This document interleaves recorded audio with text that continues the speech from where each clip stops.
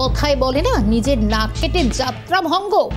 বাংলাদেশের উদ্ভূত পরিস্থিতিতে কোথাও ঘরে বাইরে একটার পর একটা কোণঠাসা অবস্থায়, কোথাও কি বাংলাদেশের সেই অবস্থা হচ্ছে না তো? কিন্তু তাতেও ক্ষান্ত কোথায় তারা? একের পর এক ক্রমাগত ভারত বিদ্বেষী মনোভাব। কিন্তু প্রশ্ন উঠছে, এই যে নিজের নাক কেটে যাত্রা ভঙ্গের কথা, সেক্ষেত্রে দাঁড়িয়ে কাদের মদতে দিনের পর দিন এই ভারত বিদ্বেষী মনোভাব পোষণ করছে তারা? শুধু তাই নয়, যেখানে ঘরে বাইরে একাধিক সমস্যায় জেরবার বাংলাদেশ, এই আবহে পাকিস্তানের সঙ্গে সখ্যতা বাড়াচ্ছে বাংলাদেশ। আর এবার বাংলাদেশ সেনাকে নাকি প্রশিক্ষণ দিতে পদ্মা পাড়ে আসছে পাক সেনার একটি বিশেষ দল। বাংলাদেশ সেনা আর্মি ট্রেনিং অ্যান্ড ডক্ট্রিন কমান্ডের সদর দপ্তরে চলবে এই প্রশিক্ষণ। ভাবুন, সূত্রের খবর অন্তত। কিন্তু সেই প্রশ্নের মুখে ইউনূস সরকারের সিদ্ধান্ত।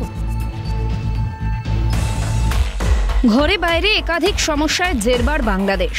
এই আবহে পাকিস্তানের সঙ্গে সখ্যতা বাড়ছে বাংলাদেশের। ৫৩ বছর আগে ভারতীয় সেনার সহায়তায় পাক সেনাকে পরাস্ত করে মুক্তিযোদ্ধা বাহিনী।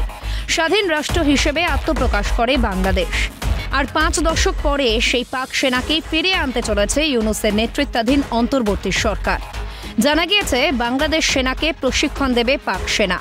সূত্রের খবর, এ বিষয়ে ইতিমধ্যেই সবুজ সংকেত দিয়েছেন বাংলাদেশের অন্তর্বর্তী সরকারের প্রধান মোহাম্মদ ইউনূস। সূত্রের খবর, আগামী ফেব্রুয়ারি মাসে বাংলাদেশে আসবে পাক সেনাবাহিনীর একটি বিশেষ দল। এই দলটির নেতৃত্ব দিচ্ছেন পাক সেনা জয়েন্ট চিফ অব স্টাফ কমিটির চেয়ারম্যান জেনারেল সাহির শামশাদ মির্জা।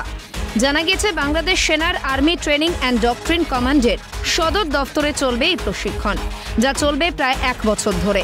এরপর ধাপে ধাপে বাংলাদেশ সেনার 10টি কমান্ডেই এই প্রশিক্ষণ দেবে পাক সেনা।